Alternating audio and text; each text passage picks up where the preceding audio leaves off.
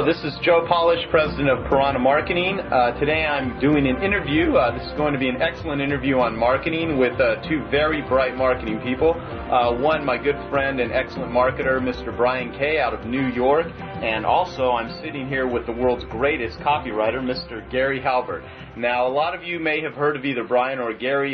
Gary probably is one of the most well-known marketing guys throughout the world. To give you a little bit of background, and hopefully I can finagle him to tell you a little bit more about himself than I could. But he has written many million-dollar promotions for many people, including himself. One of the promotions that he's done is a sales letter that has been mailed more than any other sales letter in history. I believe the letter has been mailed probably about 1 billion times and has generated, to the best of my knowledge, around $58 million in revenue, if not more. Is that about correct, Gary? The last I know for sure how many it was mailed, there were 600 million that were mailed as of about 2 years ago. And my ex-partner who told me that is now dead. That's Dennis Hasslinger. But the dollar volume is very much higher than you're talking about there. Gotcha. Okay, well, it's a pleasure to be sitting here with you two guys. So let's talk a little bit about marketing so people listening to the tape can hopefully learn lots of stuff. Now, what I first want to start off with is if you had less than $500, what method of marketing would you use? And I'd like to direct this question towards you first, Gary, and then we'll just bounce questions back and forth. Well, if you've only got $500, I think that really narrows your choice. You're obviously not going to go out and run full-page newspaper or magazine ads. You can't do very much with television. That would pretty much lead you to do something of a two-step program with a lead generating. That do lead generating via classified ads or very small space ads, followed up by a hard-hitting sales letter. You can do that on a $500 budget. Gotcha. Well, what about you, Brian? What would you say? As far as marketing on a $500 budget? Yes. I would probably drop postcards that would generate inbound leads into an 800 number that was some kind of recorded message to request a letter, much in the same way that Gary's talking about. Okay. Possibly pick up the phone and do some type of telemarketing as well. Yes. The less money you have, the more you have to rely on some forms of manual marketing and a lot of intelligence. Actually, not having a lot of money sometimes is an advantage because then people are less likely to spend it foolishly, as do people with very deep pockets. Gary, since you're such an extraordinary copywriter, what I'd really like to do on this tape is to really get the listeners to understand how valuable an actual sales letter can be. When people hear me talk about copy and copywriting, a lot of people just don't really get just how important copy is and copywriting in general. Can you maybe elaborate in as great a depth as you'd like the importance of a sales letter and why people need to communicate in print and what the purpose of all that is?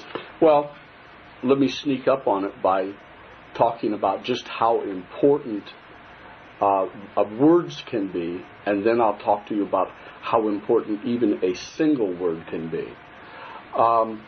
Most people know that a headline of an ad is probably the most important component of the ad.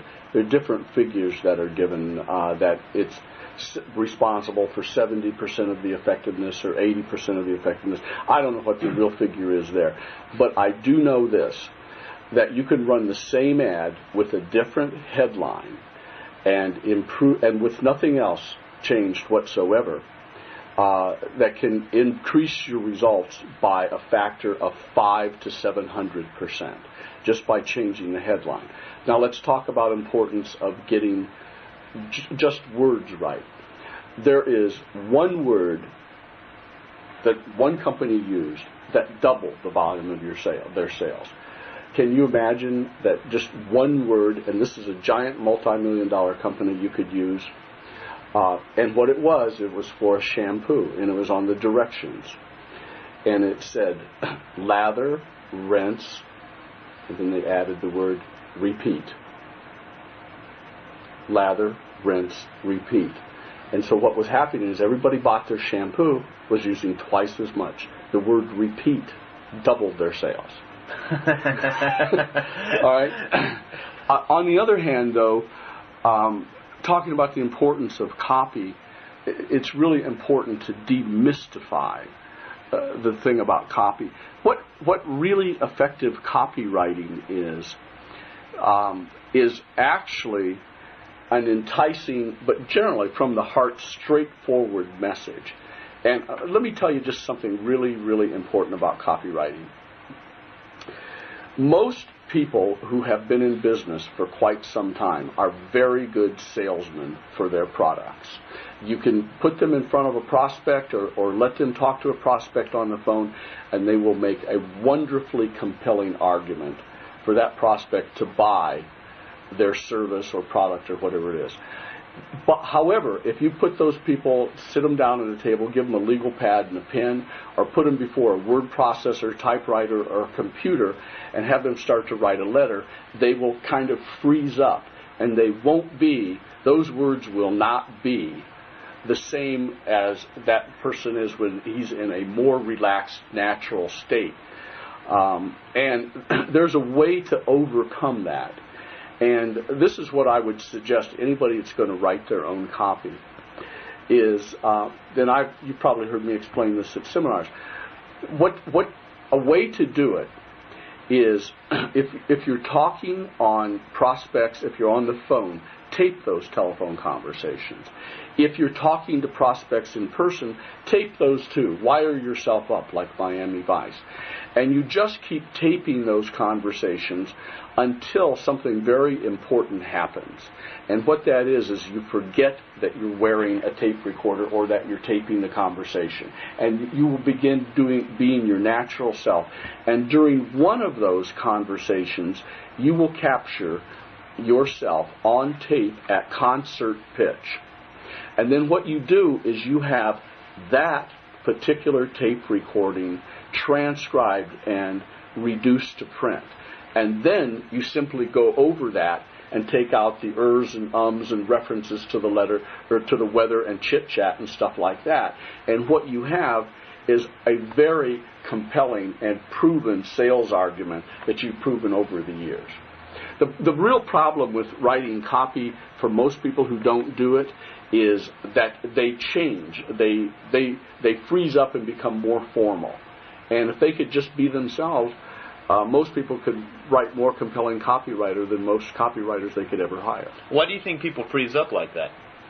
I don't know what that is. It's just for the same reason a lot of people can sit around and at a dinner conversation or cocktails and be scintillating and be interesting, but you put them on stage in front of a few hundred people and give them a mic, and all of a sudden it's, they start thinking about how they have to be more formal, more precise, and they lose that electricity that their personality has. Well, as if people think they have to perform differently in print than they do when they're doing a live presentation. Yes.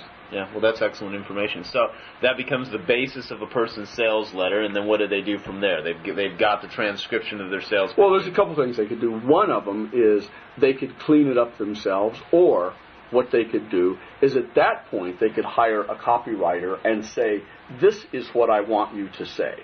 In fact, I'll tell you a famous story that illustrates that. Boardroom Reports was started by Marty Eggleston, and what he did is he went to Gene Schwartz.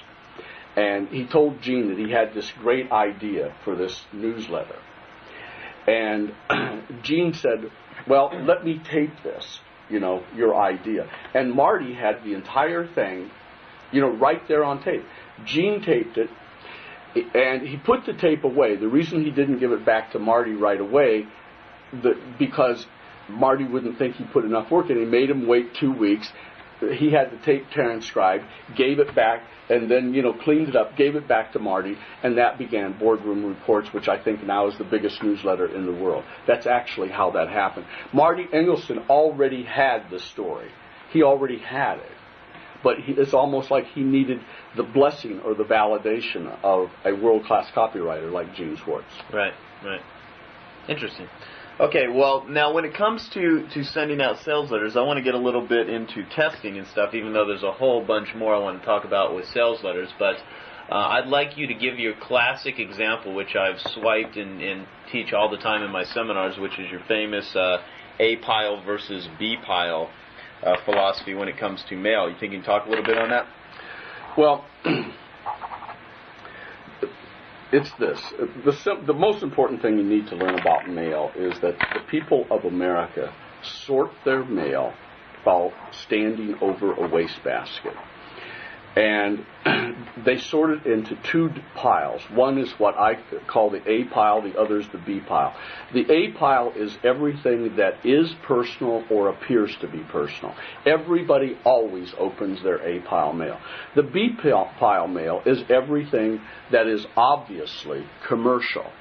Now, sometimes they will open all of their B pile mail. Sometimes they will open none of it.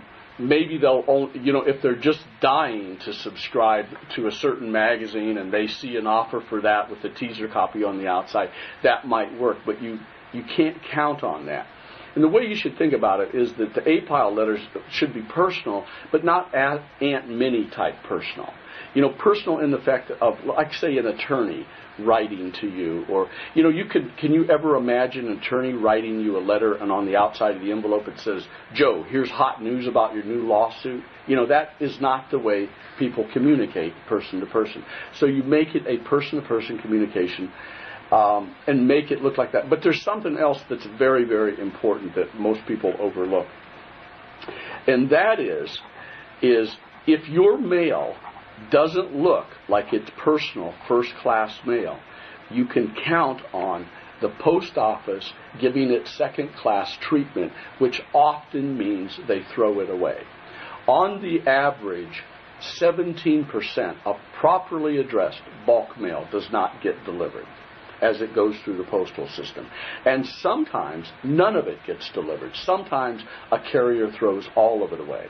So what you should always strive to do is, because of the Postal Service, is you want them to treat your mail as though it's first class. Actually, mailing an envelope using bulk rate postage with a metered bulk rate will often work better than actual first class mail with teaser copy on it, because more of it will be delivered.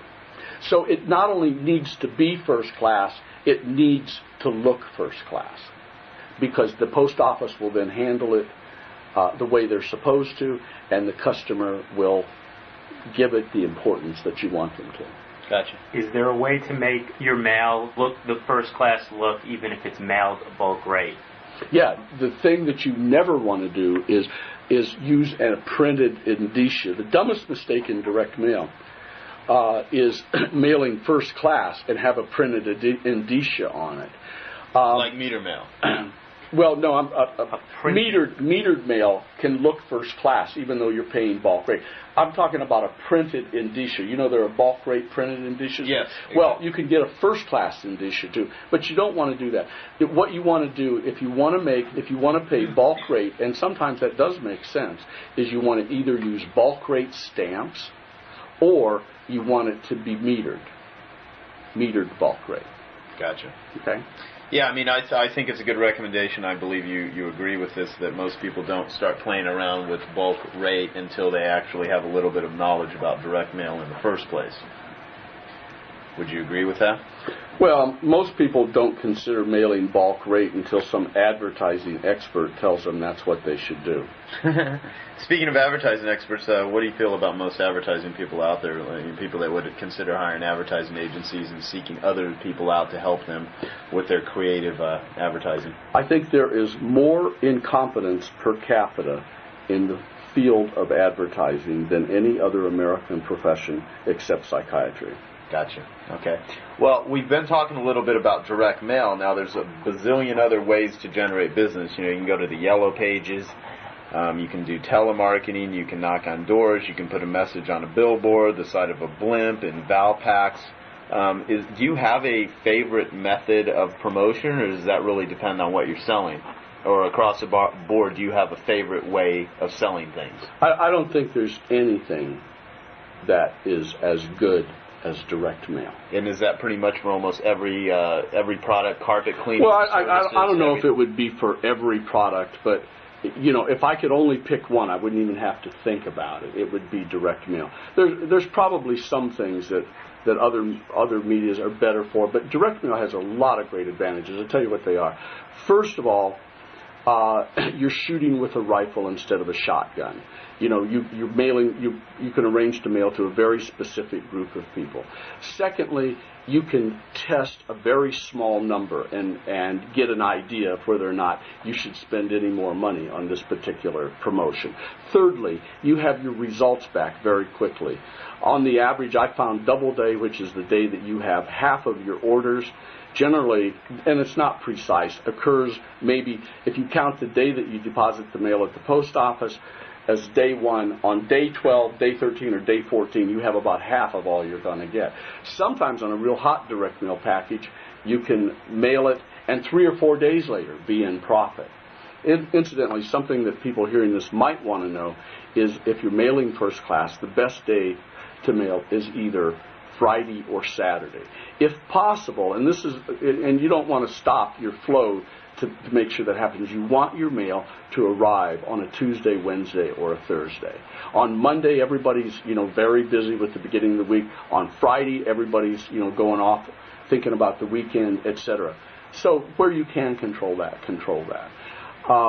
Also, with direct mail, you can start with a very limited amount of money. And let's say that you have something that will appeal to a list universe of 1 million people. You can start with a couple thousand pieces of mail, and as it comes back in, every day you convert the cash or the checks that come back in into postage. So you start by mailing 1,000, 2,000, then you convert the postage to 5,000, then you convert it to 20,000, and you snowball it, and eventually you're mailing 1 million pieces with your real out-of-pocket expenses being no more than it was to mail the initial 5,000. Right. Gary, can we talk a little bit about list selection and list rental? Because a lot of people, especially new people getting into direct mail, get ripped off tremendously by list brokers, and since lists tend to be probably the most important part of the entire effort, even more so than the copy and the rest of the promotion, can you tell us about how you would go about picking the right list? Yeah, well, there is nothing that you could do better in that area than to hook yourself up with a really good list broker. Make that person your friend and an important business associate, and listen to his recommendations. If anybody is selling opportunity-type information or business-type information, the broker I would recommend above all others is Stuart Kogan of Mega Media. I think he's in Costa Rica, California, or Newport Beach, but check Stuart Kogan of Mega Media.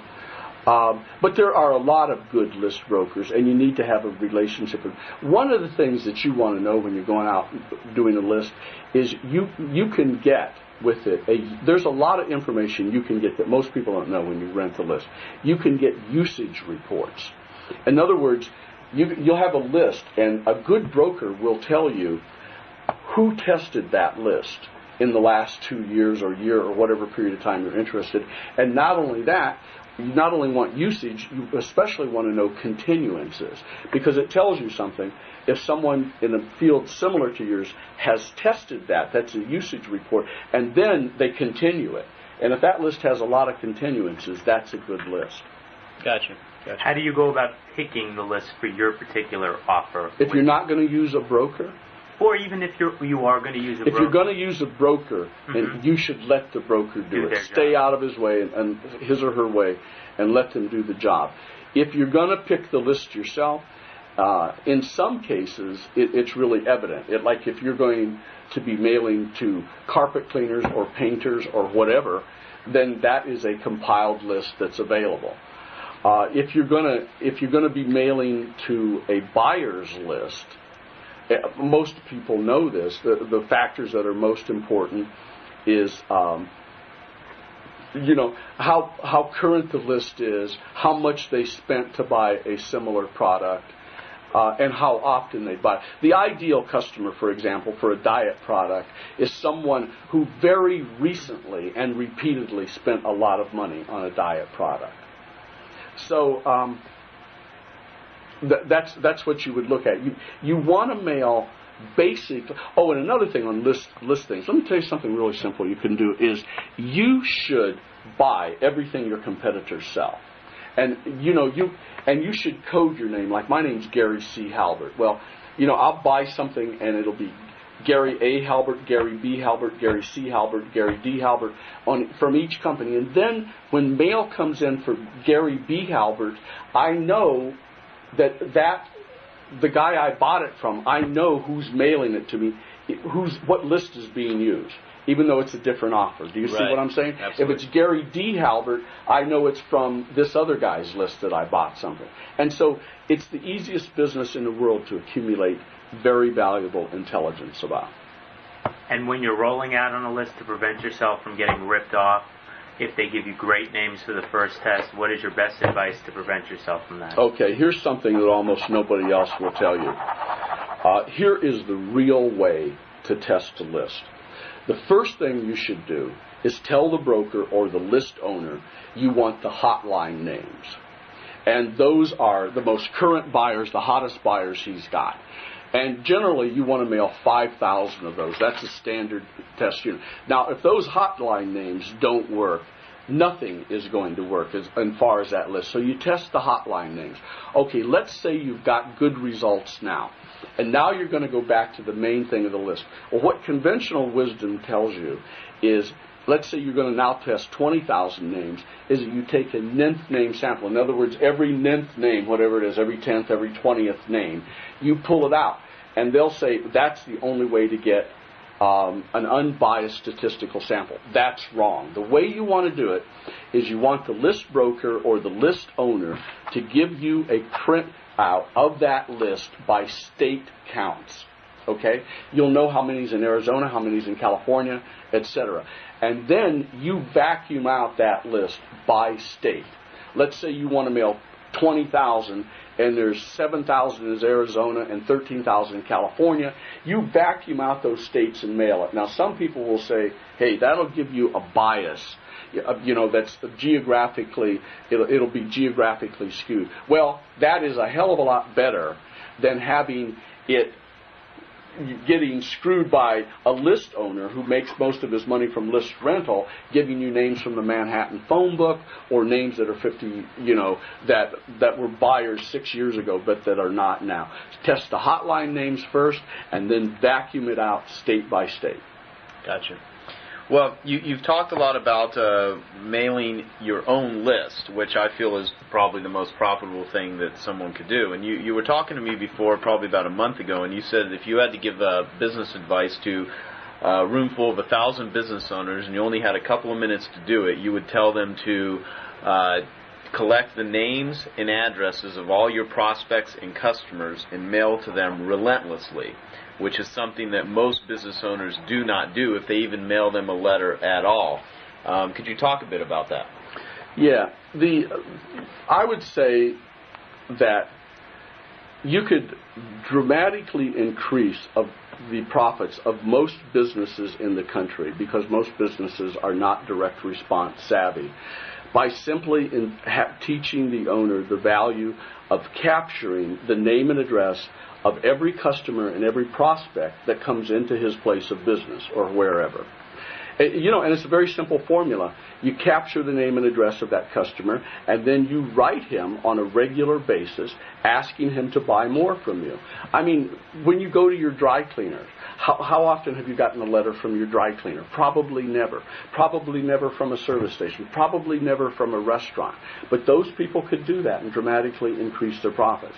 If you're in the direct response business, you practically have to do it.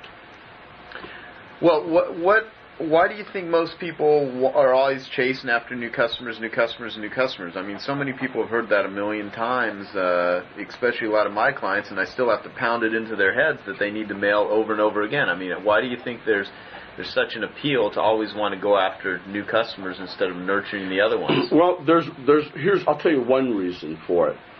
If everyone is understandably very close to their own business, and because you are dealing with your advertising messages every day, you sort of think that everybody else is too, when in reality, most of the world is not even aware of your existence. Right.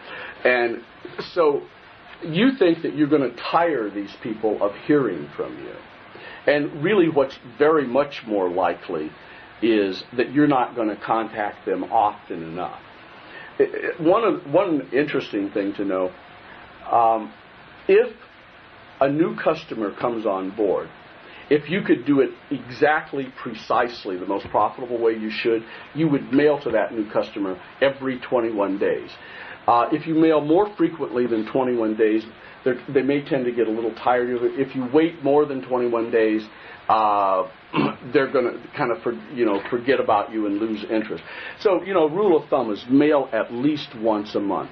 The really big, really successful companies, once they get a customer on the books, they often mail 30, 40, 50, 60 times a year to that customer. And don't forget, you can mail that customer something for your own business, or you can mail a completely different offer or that's related to from a different company name in a different location. One of the things that really big-time savvy marketers learn, especially if they're in television, is that they have a successful TV show, they're going to be knocked off. You know what they do? They knock themselves off. So they have a successful television show selling an abdominizer, then they create another company that competes with them selling, super abdominizer. So don't forget that, if your customer is buying something from you and you sell him something, he may still be looking, that same appeal may still appeal to him. A lot of people don't just buy one diet book. They buy 50. And they may not, you may sell them a bunch of those books, or it could be that another company in another state, another geographic location owned by, but it's a big mistake. There's nobody listening to this tape that mails too often. There's no one listening to this tape that mails often enough. Trust me on that. Yeah, I believe you. Now, there's going to be people listening to tape. You take my carpet cleaners. You take florist people. You take pest control guys. You take heating, air conditioning people. You take home remodelers. You take car sales people. Let's take a car salesperson, for instance. They sell a car to somebody one time now. Some of them might think, well, I sold them a car. They're going to buy another car for 5 years. What on earth should or could I be mailing them a letter about? What would you say to that person? Well, first of all, in some cases you could be mailing them a letter about selling them another car. Correct. Because the most likely thing that people want to buy is something that they just bought. I wrote a promotion for a guy that had Rolls Royces, and they could only mail the letter because I sold every Rolls Royce the guy had. And what I did is I got all the Cadillac owners, all the Lincoln owners in his area, wrote a very personal letter, included a photograph, and said, do you know that you could step up to a Rolls Royce for what you're paying for your Cadillac? Biff, boom, man, he sold every one that he had. The other thing that you can do is it doesn't hurt if you're a car salesman to send just reminders of your existence. That guy Joe Girard, who is he's in the Guinness Book of World Records for the best car salesman who ever lived. One of the things he did is he sent birthday cards, little gifts. He reminded people that he was alive. He bonded himself with them. Also, you can sell related stuff. The guy that buys a car may be interested in a particular deal on car insurance or car service or car detailing or what have you. If a guy sold me, a beautiful Miata convertible, he could write me a letter and say, now that you've got this great Miata convertible, I'd like to suggest a guy, Joe Jones, who comes out and will wash and detail your car every Monday or whenever. And I'd take him up on that. Right. Which is what we call an endorsed relationship, and many of my clients understand that and utilize it. It's a very powerful thing. Why don't we talk a little bit more about endorsed relationships, considering a lot of the people on your tape are working on smaller budgets, and that could be one of the most profitable venues that they could ever use for growing their business in the beginning. Gary, how would you approach other related non-competitive businesses and possibly even competitive businesses for that type of relationship, and how would you structure the relationship, and what's the best way to promote in an endorsed setting? Okay, well, let me tell you the worst way to do it. The worst way is to go and try and get someone to understand direct marketing and the potential for it. What you really want to do is put him in a position where you are paying him, and he's getting found money that he would not have were it not for your existence, right? And the thing you got to know is most of the people, especially if they're not direct response savvy, have no idea the value of their names. And so you might go tell this guy, look, let me mail this. Don't ever let him mail it if you can start, control it yourself. And I'll give you X amount of money for every sale. Or, if you're pretty sure the names are going to be valuable, just buy them from him outright. Good suggestion.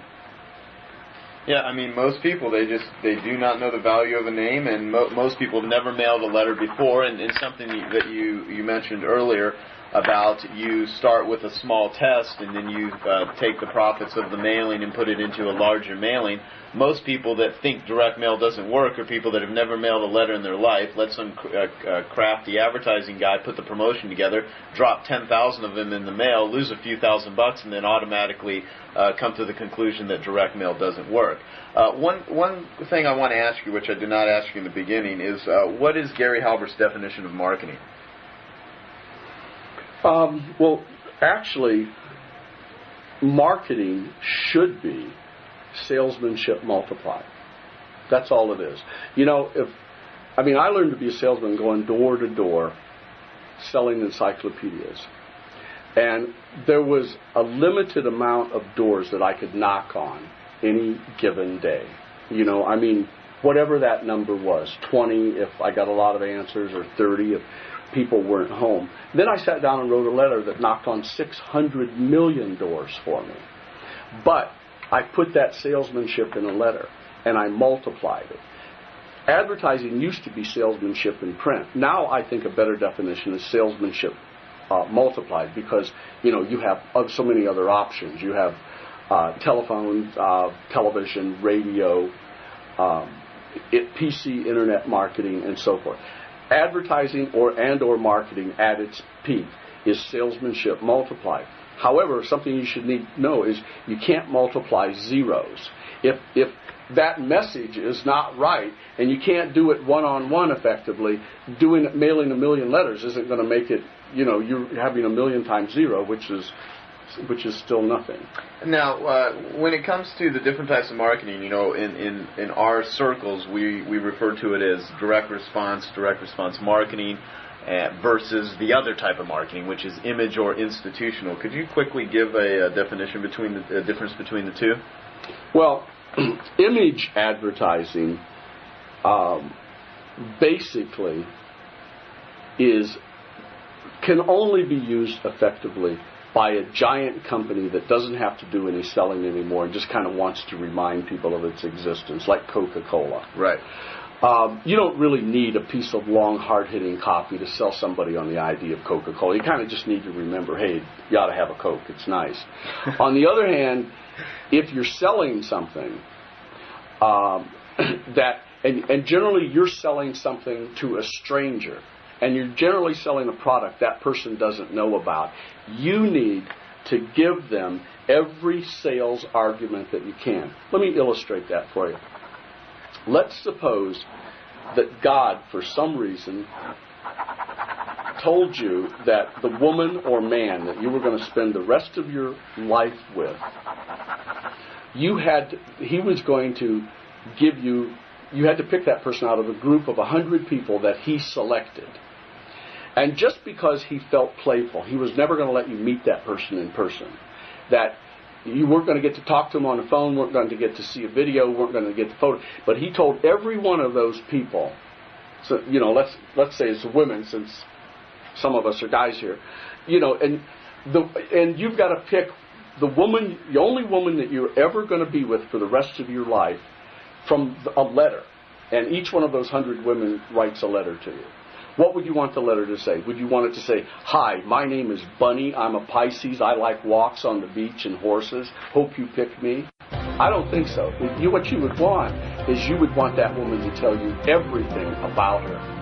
To bring it down to a little bit more realistic, suppose that were true of a car, that you had to choose the car you were going to buy. and from a letter, not a picture, not anything. You would want a pretty damn detailed letter. You wouldn't want something that says, hey, this car looks great, it's got aerodynamic styling, it gets really good gas mileage. That's not what you'd want to hear. You'd want to know how many, did it have 4 doors, how much horsepower, exactly how much gas mileage it got. You'd want to know the genesis of it, how that car was developed, the team of engineers that worked at it. They all had degrees from the Pasadena Art Institute or some famous college of design, etc., etc. And unless you are Coca-Cola or Nike or somebody, you better be telling your full story, and you ought to tell it as though this is the only chance you're ever going to get to tell it. Okay, and so which means that people shouldn't try to shorten the message because they feel that people are not going to pay attention. The thing is, people will read. They will not read anything that's boring or uninteresting to them, no matter how short or how long it is.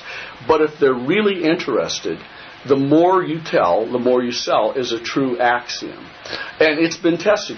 As long as what you're saying is relevant, a 4-page letter will outpull a 2-page letter, 8 pages will outpull 4, 16 will outpull 8, and I don't know where it stops, but it doesn't stop at 100 pages. What's the longest sales letter you've ever wrote? Probably 30-some pages, 32, probably. Gotcha. So, right here, and you know more than anyone, the more you tell, the more you sell. I have arguments with people that are told constantly by the Yellow Page rep or by some advertising guy that you got to leave a lot of white space and keep it uncluttered, and that's total and utter nonsense in all circumstances? Yes. Good. Okay. Well, let's talk a little bit about other things that people can do other than compelling copy, powerful headlines. Let's talk a little bit about offers, which is what most advertising lacks. What's an offer? Well, the offer is after the list or the audience. The offer is the most important thing. Now, let me back up a little bit and tell you why people do not buy. The number one reason that people don't buy what you're selling is they don't want it. Okay? Period. They don't want it. The number 2 reason they don't buy it is they can't afford it. The number 3 reason they don't buy it is because they are not fear-free enough to buy it from you. So, the most common offer is, if you will give me X amount of money, I will give you this product or service. If you want to just go a step above that, then it will be, if you will give me X amount of money, I will give you this product or service, and if you don't like it in 30 days, I'll give you your money back. If you want to go a little bit, then you want to go clear to the other end, and you say, look, there's a classic story of 2 farmers have a horse to sell.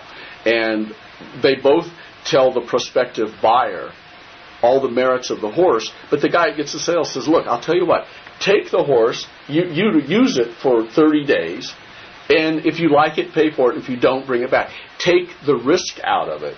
That's the best thing that you can do for an offer. Speaking of offers, let me tell you something else everybody should do.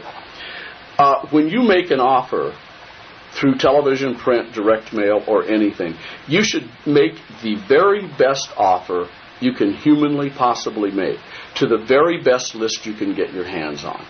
The strongest offer, of course, is send no money. That's something that you can't always do. But the thing is, what you don't want to do is make a weaker offer than you could make and sort of get close to making it and then say, well, maybe if I would add this guarantee, or maybe if I would lower this. If you're going to fail, you want to fail as fast as humanly possible. You do. You want to fail right now. That is true. And so you make the best offer to the best list, etc. Then if it fails, you forget it and go to the next thing.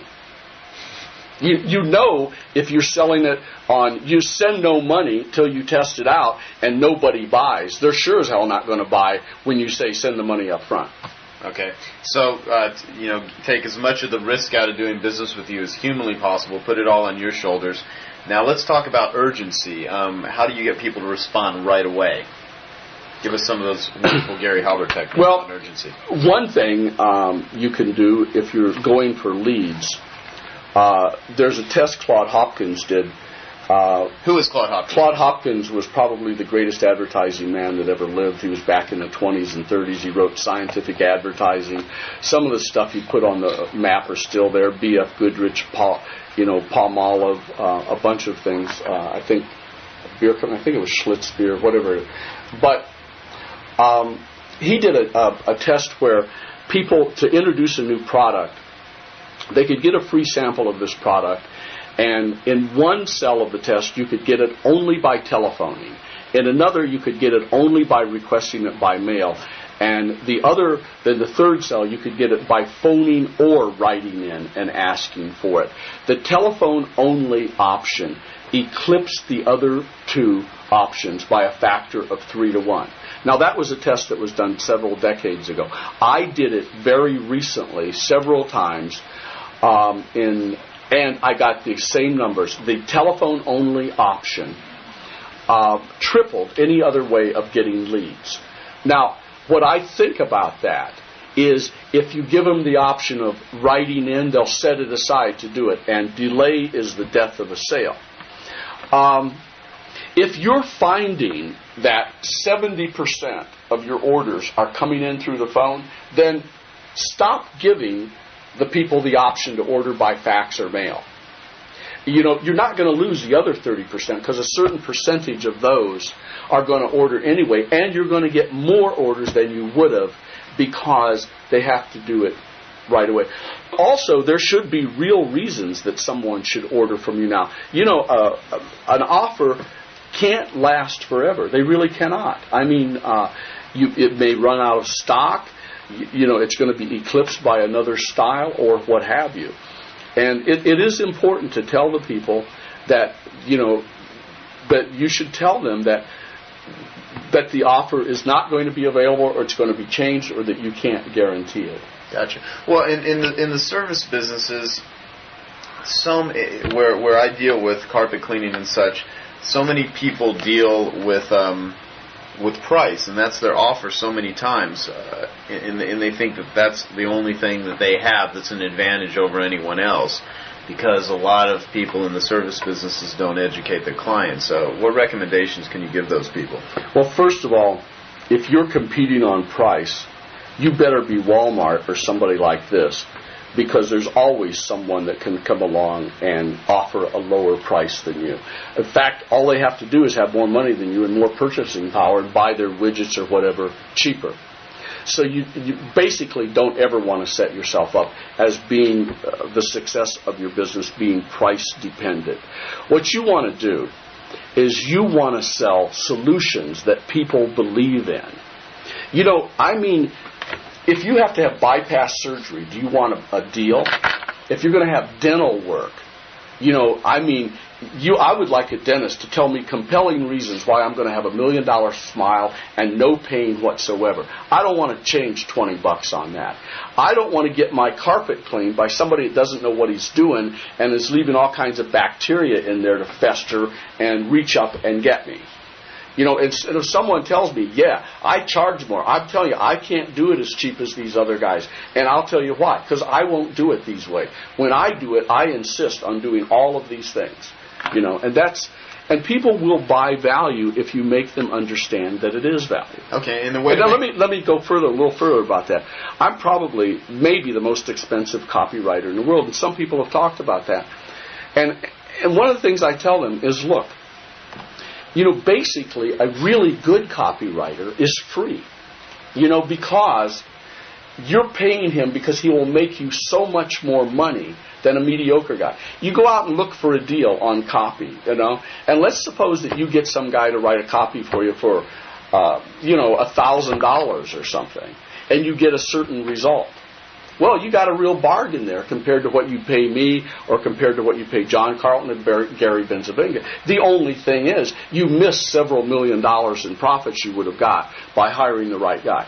Where's the deal there? Right. What is the best deal you can get on a car? Is it a cheap car or a really quality car? It's a quality car, because when you consider the trade-in value, like if you buy a Lexus and it's worth almost as much when you trade it in, etc., it's actually cheaper to buy a better car. It's cheaper to use a better copywriter. Well, speaking about high-priced copy, which I really like you building that point, is I've actually, occasionally when me and Brian, who both teach people how to market their businesses and include them with just tons of excellent, proven, killer copy, where someone if anyone takes a smidgen of mine or Brian's information and implements it into their business, the returns could be not only the cost of what we charge them, but 1,000 times more. And both me and Brian have had situations where that have happened. People make hundreds of thousands of dollars with his information and my information, and some people just don't see any value whatsoever. And the main reason is that those people that normally don't see any value just outright don't implement anything, or they just give up, right from the start, or they have that loser attitude right from the beginning. What would a good copywriter, someone like you, charge somebody to write a letter so people can see the comparisons versus getting a deal versus getting the best? Well, first of all, generally someone who has a mindset like that is pretty frozen, and they're not even worth dealing with. I agree. If someone cannot understand the value... basically, when I buy things, and I don't like to buy very many things, I'm not very materialistic, but I want it to be the best of those things that I can buy. Because the best is always the cheapest. Not the cheapest, but it's always the best value in the long run. Well, I think on things that are important in your life, you want the best. You want the best doctor, the best dentist, the best copywriter. You want the best list broker. I think you want the best auto mechanic. Do you want a guy giving you a deal on a brake job who's really second or third best? You probably change your mind about that when you're going down a real steep hill and the damn brakes don't work, right? And generally, I believe that, just because someone's more expensive doesn't mean they're better. But usually the people who are really good are going to cost more. But the thing is, look, let's say, let me give you some real-world examples. There was a guy came to me when I was charging $15,000 plus 5% of gross sales. This is back in the 80s. He'd never heard of anybody charging that much, and he couldn't afford it. But he said, can I pay it half down and half later?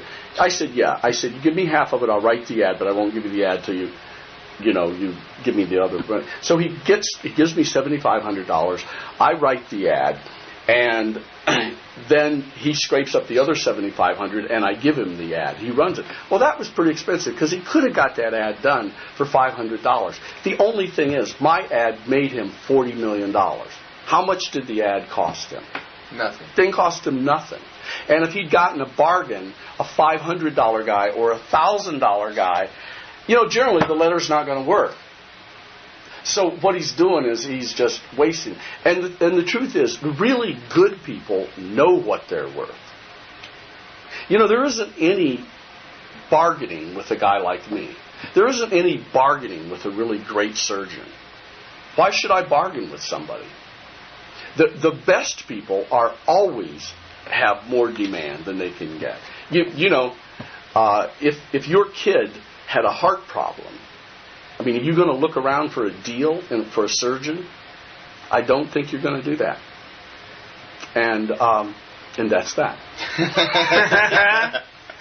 Well, I think that really spelled out the exact point that I wanted people to understand. And it is so important, because people that come into this funnel in introductions into people like myself, Brian K., Gary Halbert, the people that we recommend. They're getting such a tremendous value, and you're discovering people that can give you advice and information on marketing that you're not going to get from any advertising agency.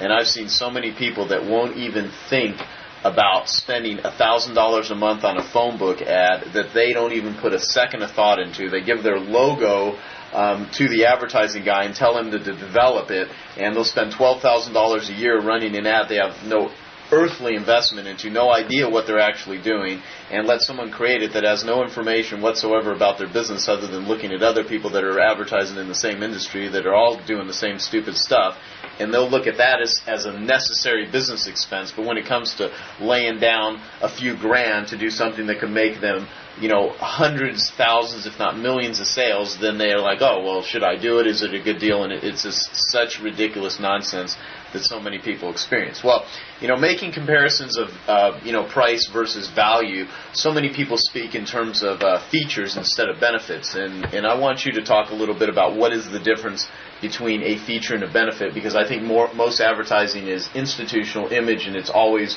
features, features, features. What is a feature and what is a benefit?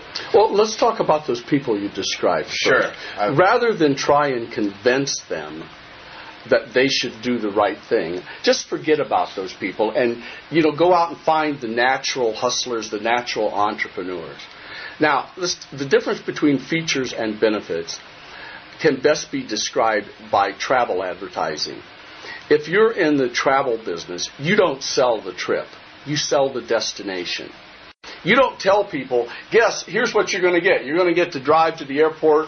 Your plane is delayed 3 times, and then we're going to sandwich you in there like a sardine, and we're going to have, no more good-looking stewardesses. We got, 90-year-old women who snarl at you and throw peanuts and give you bologna sandwiches, and, the thing bumps, and then you're going to go down and yada, yada, yada. That's the reality of it. What you tell them about is the beach that they're going to end up on. They're going to be laying on this beach with all these topless girls, or in this nice, it's going to be warm instead of cold where they're at in this godforsaken place where they live. You're selling the destination. The destination is the benefit. Now, a detail in that case, details or a feature is that you're going to be on a 747 or something. And sometimes the features they're important to put in there because they credential what you're doing and make it more valid. But people buy the benefits. They want the end result. And what you want to do in your advertising is enable those people to picture with pleasure what they're going to have as a result of doing business with you. Can I give you an example of that? Absolutely. I wrote a campaign once that was mailed in the millions. And it was for a product that was for men who were having a little bit of a sexual problem. And the way I did it is I took a picture of a beautiful woman, and I attached that picture, not printed, a picture at the top of each letter. And I said, can you imagine making love to a woman like this or spending the night with her? Could be the most exciting night of your life, or it could be the most embarrassing. And they were able to picture what that would be like. What if, instead of doing that, I had described the chemical composition of the pill, or, how many pages were in the report, or whatever? That's not what they want. They want the end result. Gotcha. Gary, in many cases, when you're telling people the end result, one of the biggest things or obstacles a person has to come over in marketing is to be believed. How do you enhance the believability or credibility of what you're stating to be true, is true to a consumer who is fearing the decision? Well, first thing you do is you give those people the impression or the reality that they can get in touch with you after the sale. A good way to do that is, first, you never use a post office box. You always use a street address. You can improve on that and saying, I'm right across from the library, right next to the police station. As a general rule, not just a little bit of arcane information, it's generally the best address you can have is in whatever the First National Bank building of any city. I'm located on the 3rd floor of the First National Bank building in Massillon, Ohio. I don't know why, but that's the best address. So you tell them where you're at, and you give them, say if you ever want to stop in, here's where we're at.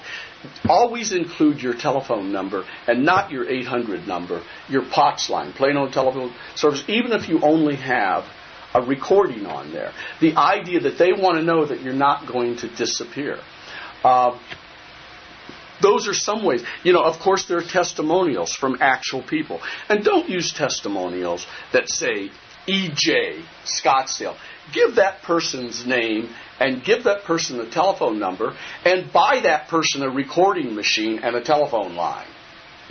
So that the people, you have 10 people on there they can call, that they can reach out and touch you. Give them that kind of reassurance.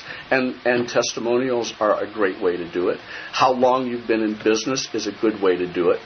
An overlooked way to get credibility is to have a celebrity sign your letters or endorse. And that doesn't have to be expensive. You want what I call love boat celebrities. Those are people whose names have marquee value, but at the same time, they're not in the current movie, like Men in Black or something. These are people whose names are known, that did a love boat series, etc. You can get those people to work with you remarkably inexpensive.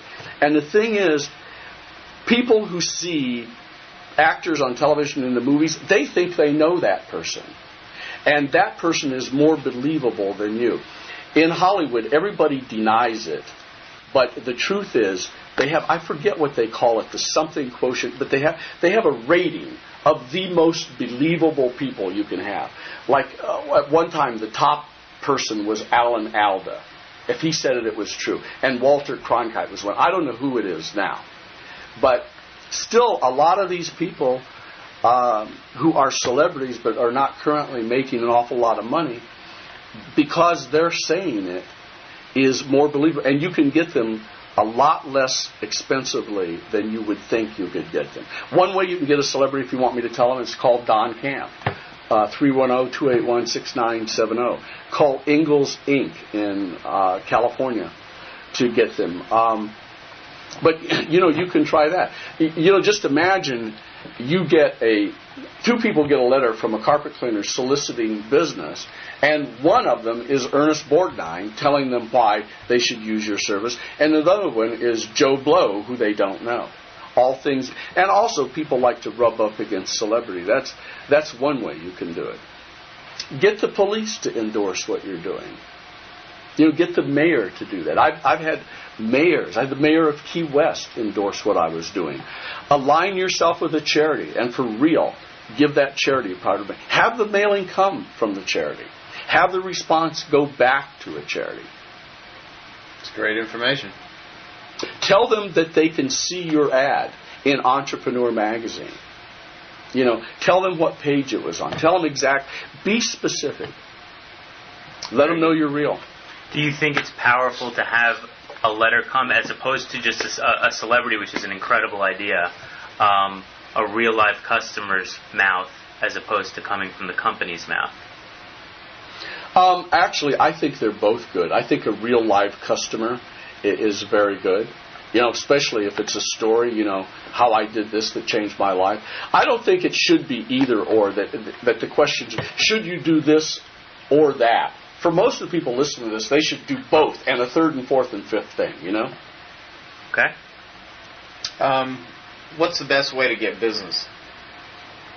The best way to get business? Yeah, the reason I'm asking that is Dan Kennedy. He tells this story about his chiropractor client that built practices and made lots of money, and he ended up teaching other chiropractors how to do it, and other chiropractors would go up to this chiropractor guru and say, what's the best way to get business? And the guy would say, well, I don't know of one best way to get patients, but I do know about 50 or 100 different ways to get a patient, and I use every one of them. And I think that's a little bit of kind of where I'm leading to, is that I don't want people to get stuck on thinking, well, this is the way that I now generate business. I mean, there's many different ways to get business, and with the tools such as direct mail, there's many techniques and strategies and sequencing and all types of things within direct mail that people could use. And so, maybe that's not as clear as I'd like it to be, but how could you? Well, I could give everybody a piece of advice in 2 words. Yes. That'll put them 90% ahead of their competition. Do something. Most people do nothing. Do anything. Run an informative yellow page ad. Send a postcard. Get a sound truck and drive down the neighborhood and say, I clean carpets better than anybody else. Just do something. Do it even if you do it wrong. If you're at point A, you want to get to point B, you're going to make X number of mistakes no matter what. My motto is, let's start making them. Don't wait till you get it perfect. You don't have to get it perfect. You got to get it started. The answers are going to come through movement, not through meditation. Most of these people aren't doing well. It's because they're emotionally frozen, anal retentive losers. Move. They got to move. What separates winners from losers? I mean, Motion. Emotion? Motion. Yes. Okay. I have one thing to ask. A lot of these guys, especially, I'm assuming the service professionals listening to these tapes, they've been taught that the best way to get future customers is through referrals. However, virtually no one I've ever seen or heard really knows how to ask for referrals properly, or they fear asking for referrals.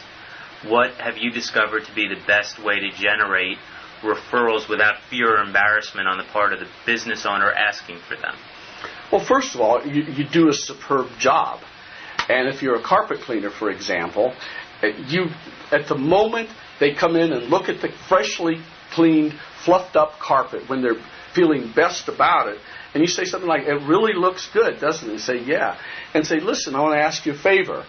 Could you give me the names of a few other people that could benefit by this? I would really appreciate it. Just ask for it. And the thing is, that you're trying to say, how can they overcome the fear of doing this? That's to hell with it. They're not going to overcome the fear of it. If you're 100 years old and you see a pretty woman sitting across the restaurant, you want to go ask her something, and you get up, your heart's going to be in your mouth. Now, you don't have a choice of being afraid or not afraid in life. You're going to be afraid. You're either going to be afraid and frozen or scared and moving. That's your choice. How do I do without being afraid? Hey, forget it. Just do it while you're afraid. Well, we were talking when we met in Denver about the comfort zone and stuff. And, I know we're talking about marketing, but I think it's such important advice, and I think you do such a superb job of explaining why you believe the hierarchy of needs is not necessarily the best philosophy, if you would call it that. I mean, talk about comfort zone and breaking out of comfort zone. I think that people will actually struggle harder to stay in their comfort zone than they will to save their own life. That if you take a bar that is really crummy and has high prices and is dirty and it's doing a good business, and you buy that bar, clean it up, redecorate it, and lower prices, you'll lose their clientele, because those people know that they didn't belong in that nicer place. And a little unknown thing is that many restaurants across the country have this long plastic fork-like thing for people who they're eating, especially meat, and if they're older and they can't, gesticulate it well enough and it gets stuck in their throat. And the antidote is, you open a person's mouth, put this long, huge plastic tweezers down there and pull that chunk out of their throat. A lot of people will die because they don't want, they're too embarrassed to have someone do that. So they will sit there and asphyxiate rather than be embarrassed. But if you're going to be one of life's winners, you've got to step out of your comfort zone. And if you're not going to do that, what you should do is move to Barberton, Ohio, buy a station wagon and a bowling ball and join 2 bowling leagues and bowl for the rest of your life and hang out with your dull spouse and do dull things. Which is about enough for this tape, isn't it? Sure. Well, we can wrap it up. Let's see if... before we wrap it up, I want to talk about one last thing, which I think everyone doesn't do, and I think you do a superb job of explaining it, which is creating bonding with your customers, because I feel if people create bonding, then they will have as many customers as they could ever need, and they will do very well in business. So let's talk about bonding, and we'll wrap up the tape. All right. Well, I think you should astonish your customer if you can, but that is at another level. So rather than try and get the listeners to do this, first of all, When's the last time you had, I'm asking you, Brian, because you're not a carpet cleaner. You've had a carpet before in your life, right? Yes. And do you ever have that carpet cleaned? Very rarely. But you've had a carpet cleaned Absolutely. in your life. Did you ever get a letter from the carpet cleaner who did that? Absolutely not. Never happened. Never And happened. what if they just sent you a nice letter and said, I really appreciate your business and I hope that you'll think of me when you need your carpet cleaned again? I'd feel great. The thing is, you bond after the sale. You know, most in America, generally, once somebody sells you something, you're dead meat. You know, they got your money. It's next. That's silly, because it's 5 times more profitable to work with somebody who's already bought. So contact them and say thank you. That's the simplest thing you can do. Send a letter and say, I really enjoyed being out to your house the other night, and yada, yada, yada. And just say thanks. Excellent. Well, with that, we'll end the tape. This is the best of my knowledge. I think I'm probably the only person that I'm aware of that ever was able to contain Gary Halbert in a room long enough to interview him. And I do want to say thank you, Gary. You've been a great source of learning for me. Your writings are the one that actually got me into this business. And to all the listeners, if you are interested in hearing more from Gary, contact my office. I'll tell you how to get a hold of his newsletter. He writes a phenomenal newsletter. Brian K. puts out excellent information, great business opportunity information. If anyone's interested in either Gary or Brian, please call my office. The phone number there is area code 602-858-0008. The fax is 602-858-0004. I hope this tape was valuable. Let me know what you thought about it. Let us know. We'll produce more of these for you. And until next time, go out there, eat your competition alive, make tons of money. This is Joe Polish. Bye. Thanks for listening to this edition of the Joe Polish Genius Network interview series. We hope you found it profitable. If you would like additional information on how to receive more educational interviews with the most successful marketing and business building experts in the world, where they reveal their wealth building secrets with you, then call the Piranha Support Team at 1-800-275-2643 or fax us at 480-858-0004. Or visit Joe's website at www.joepolish.com or thegeniusnetwork.com.